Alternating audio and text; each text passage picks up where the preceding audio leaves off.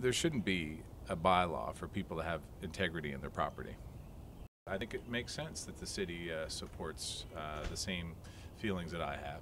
If a neighbor of mine had a lawn that was out of control, I'd support the idea that someone would come along and take control. So I'm for it.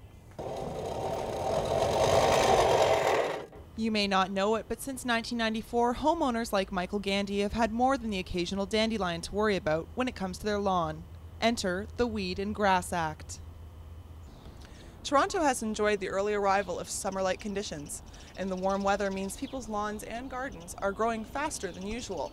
So for those of you with a green thumb and a few questions about this bylaw, let me break down the rules.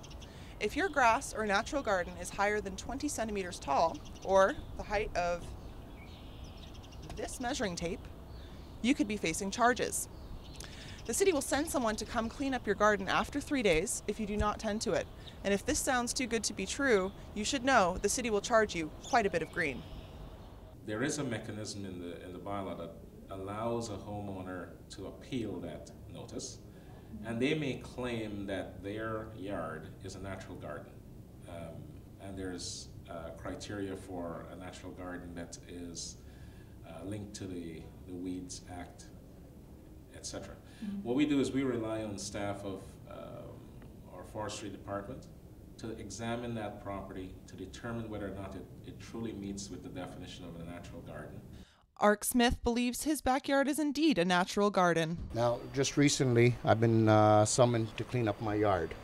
I'm allowed so much time to clean it up, or they claim they're going to send somebody in. So the time length that they gave me to clean up my yard, I wish the government would spend the same time length to clean up the park up the street.